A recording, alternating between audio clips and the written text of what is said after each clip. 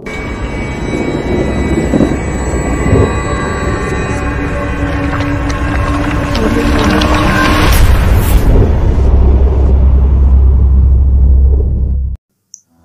मैं जिन्नात का गुलाम किस्त नंबर 19 के साथ आप सबकी खिदमत में हाजिर हूँ। ये टहली वाली सरकार है। गाजी ने मुझे बताया, उधर दाएं जाने डेरा लगाकर बैठे हैं। हमने उसी तरफ का रुख किया तो सामने झाड़ियों और कब्रों के दरमियान एक दिया रोशन नजर आया। गाजी मुझे टहली वाली सरकार के पास ले गया। मलिक नसीर के वालिद ने मुझे उनका जो हुलिया बताया था वो हूबहू वही थे। दिए से कदरे दूर वो एक दरी बिछाकर कब्र के सरहाने बैठे थे। ये सरकार के वालिद की कब्र है। वो भी बड़े बुजुर्ग थे। गाजी ने मुझे बताया, सरकार महीने में एक बार यहाँ आते और दिया रोशन करते हैं। बात सुनकर टाली वाली सरकार ने नजरें उठाई और हमें देखने लगे। ओए गाजी, तुमने क्या बखेड़ा डाल रखा है? टाली वाली सरकार की आवाज गूंजी। सरकार, बखेड़ा कैसा? हम तो आपकी ज़ियारत के लिए आ रहे थे और उधर कालीदास ने हमें पकड़ लिया था। आप तो जानते ही हैं सरकार, हम मजबूर हो जाते हैं। ओए, तुम्हें कैसी मजबूरी है? तुम्हें किसका खौफ है? टहली वाली सरकार सर धनते हुए वजदान में बोलते चले गए। किसका खौफ? कालिदास से डरते हो तुम? हमारे दोस्तों को एक काफिर जिनसे खौफ आता है तो लानत है तुम्हारे पर। तुम किस वजह से उससे डरते हो? सरकार, आप तो खुद कह रहे हैं कि हमने कैसा बखेड़ा डाल रखा है। अगर हमने उस पर हाथ डाल दिया तो बात बिगड़ जाएगी।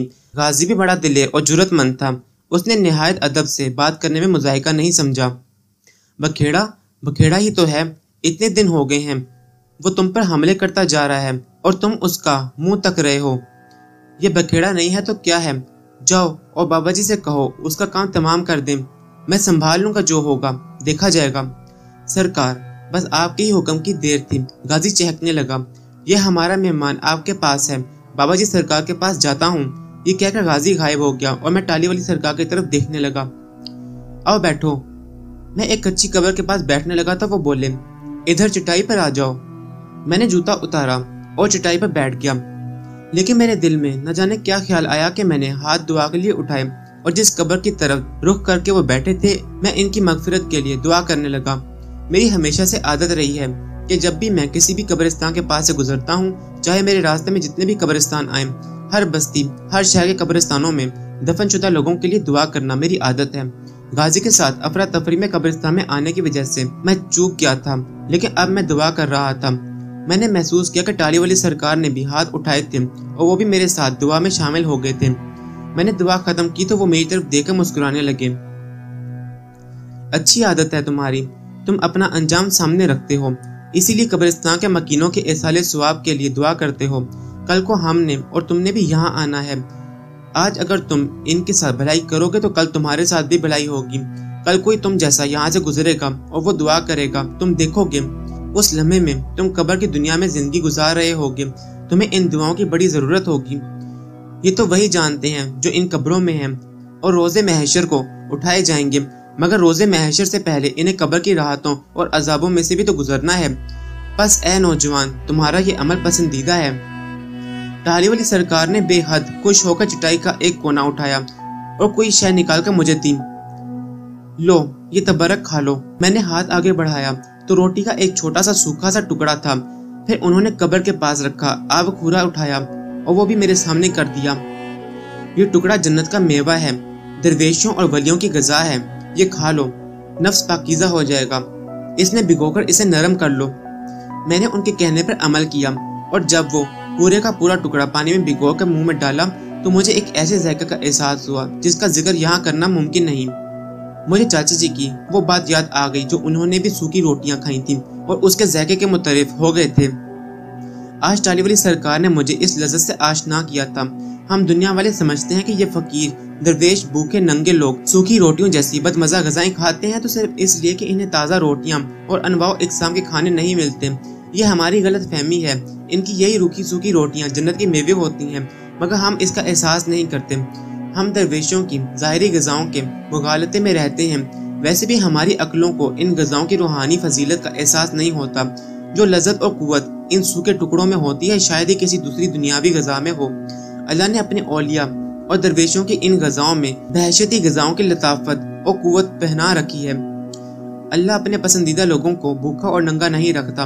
इन्हें दुनिया के जायकों से बेनियाज करके अपने लुत्फ़ो कुरम की मिठास और कुव्वत से फैज़याब कर देता है। यही वजह है कि अल्लाह के कामिल औलिया हमेशा तज़किया नफ्स और मामूलात ज़िंदगी निभाते हुए जिस्म जहाँ का रिश्ता बरकरार रखने के लिए रूखी सूखी रोटियाँ खाते आए हैं।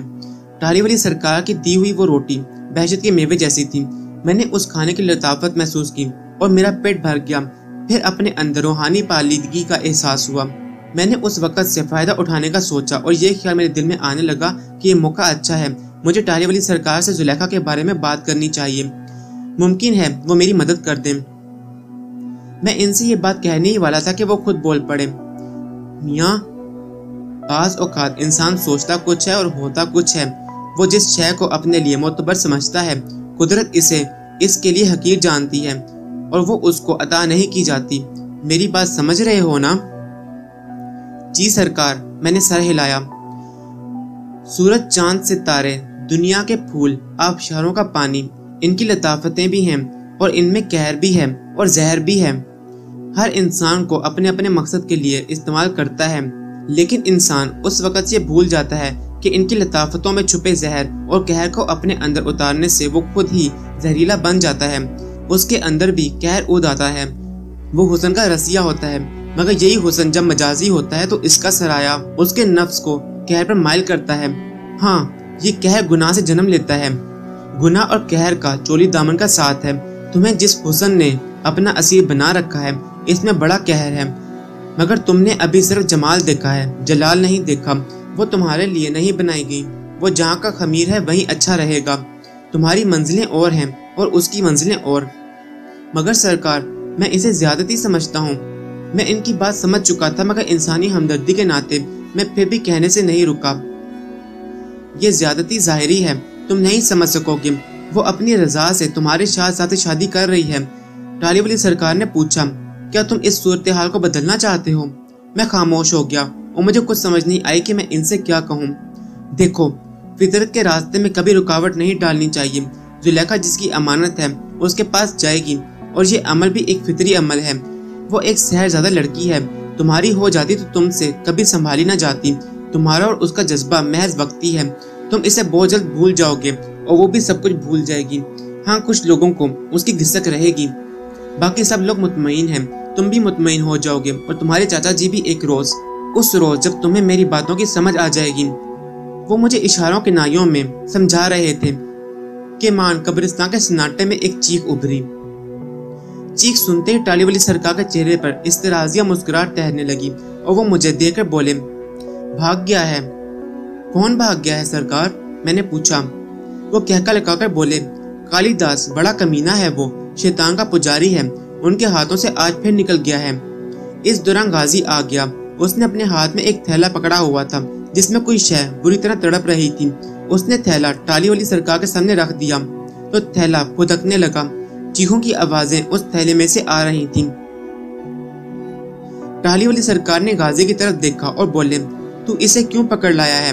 ले जा इसे और किसी कब्र में इसे दफन कर दे। सरकार, ये कालिदास का चेला है। कुत्ता बनकर उसने ही गांव के सारे कुत्ते इकट्ठे किए थे।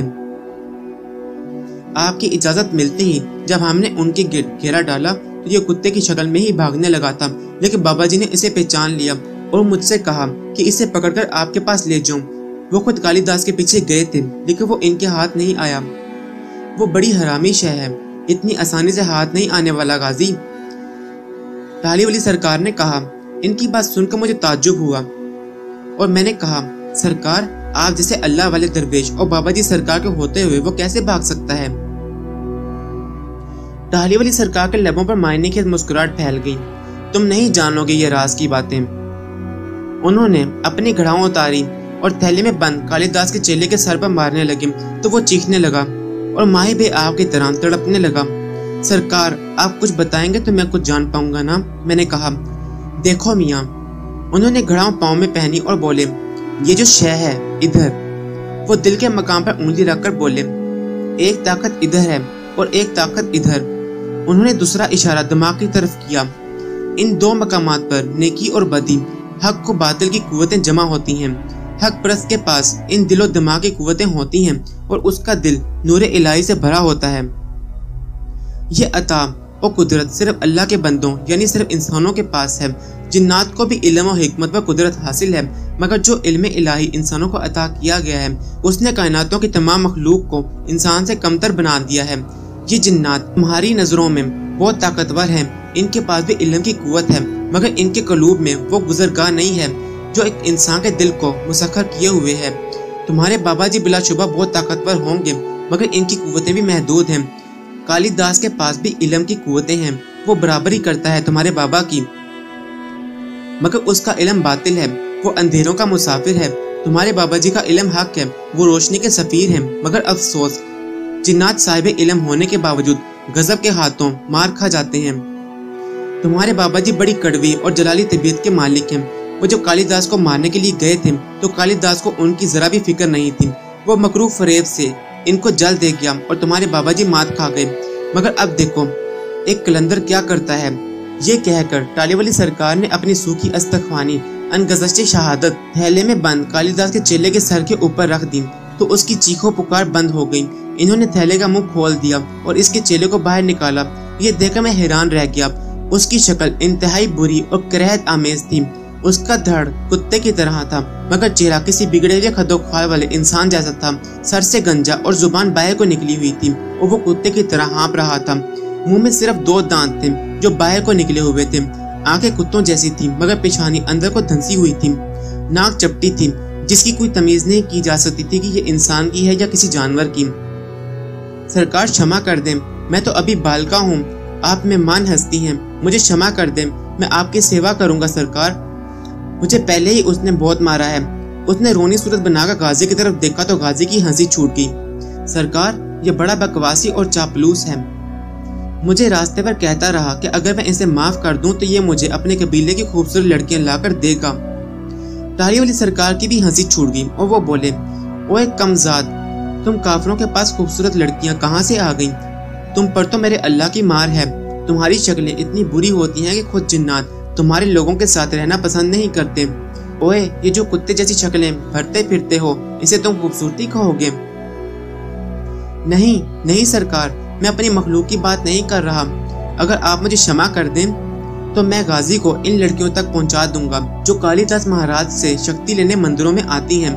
कालिदास के चेले की बात सुनकर मेरे कान खड़े हो गए और मैं टालीवाली सरकार की तरफ देखने लगा। हरामखोर, हम लोग इन अयाशियों से बेनियाज होते हैं और फिर ये गाजी तो अभी बच्चा है। ये बच्चा है? वो चेला रोनी सूरत बनाकर कहने लगा, इसने मार मार कर मेरी खाल उधेड़ दी है। बकवास करता है, अभी मैंने इसको एक थप्पड़ भी नहीं मारा और ये चिल्लाने लगा था। मकार और फरेबी इसी तरह रो रो कर यूं दिखाई देते हैं जैसे इन्हें बहुत मारा पीटा गया है।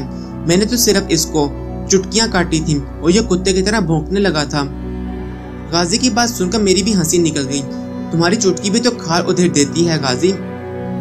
हरामखोर, टालीवाली सरकार ने इसे मुखातिब किया, तुमने जिन लड़कियों का जिक्र किया है वो मुसलमान है या काफिर? मुसलमान भी हैं और काफिर भी, उसने बताया। तुम्हारा नाम क्या है? उन्होंने पूछा। मरली, मुझे मरली कहते हैं। कालिदास ने तुझे क्या काम सौंपा हुआ है? टालीवाली सरकार ने पूछा। महाराज ने? लानत तेरे महाराज पर, खबरदार मेरे सामने उसको महाराज ना कहना। टालीवाली सरकार ने मरली की बात काटते हुए कहा, अच्छा सरकार, अब कालिदास महाराज को महाराज नहीं कहूँगा। उसकी बात सुनकर मैं हंसने लगा तो गाजी मेरी तरफ देखने लगा। क्या हुआ भैया? कुछ नहीं, मैंने हंसी जब्त करते हुए कहा। मरली दोबारा बोला, जी सरकार, तो महाराज? नहीं नहीं, वो कालिदास महाराज।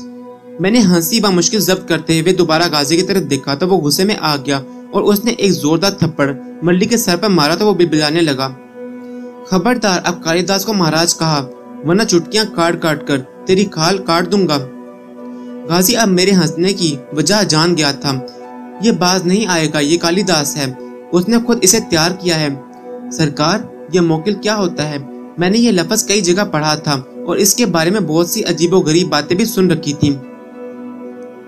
मियाँ, ये मोकिल वगैरह जो होते हैं ना, आमिल लोग तैयार करते हैं। जादू और अपने इल्म के जोर पर एक अंडा तैयार करते हैं और इससे काम लेते हैं। ये इल्म बड़ी जालिम शय है मियाँ। हक अल्लाह, जो हक की तरफ गया इसे मोकलों की जरूरत नहीं होती और जो ये काम करते हैं अल्लाह की इन पर फटकार होती है। हाँ तो मरली, तू क्या बता रहा था? मैं अर्ज कर रहा था कि इन लड़कियों में मुसलमान भी हैं और ये काला इल्म सीखने के लिए कालिदास के पास आती हैं। आप तो जानते ही हैं सरकार कि मंदिरों में पूजा करने वाले पंडित काला इल्म सीखते हैं। उधर उस शहर में रहने वाले पंडित जी के पास कालिदास और हम सब चेले मौजूद होते हैं। कालिदास ने ही पंडित को काला इल्म सिखाया हुआ है। उसने शहर का नाम बताया तो मैं चौंक गया और फिर जब उसने बाकी तफसीलात भी बताई तो मैं हैरत और इस्तजाब के समुद्र में गोते खाने लगा। उसने जिस पंडित का जिक्र किया था वो बज़ाहिर बड़ा पुरअमन हिंदू था। वो ज्यादा मारूफ तो नहीं था, लेकिन मुट्ठी भर कम्युनिटी का मजहबी रहनुमा होने की वजह से उसकी शख्सियत नुमाया थी। मरली की जुबानी ये सुनकर मुझे बेहद दुख हुआ कि बाज़ मुसलमान लड़कियां और उम्र रसीदा औरतें भी मकरूह इल्म सीखने में दिलचस्पी रखती हैं और इन इल्म को सीखते हुए इन्हें अपनी इज्जत और आबरू से भी हाथ धोने पड़ते हैं। काला इल्म सीखने वाले को शैतानी अहकामात पर अमल करना होता है और इन अहकामात में सबसे नुमाया हुक्म यही है कि वो जिन्स और हवस का गुलाम बनकर जिंदगी गुजारेगा।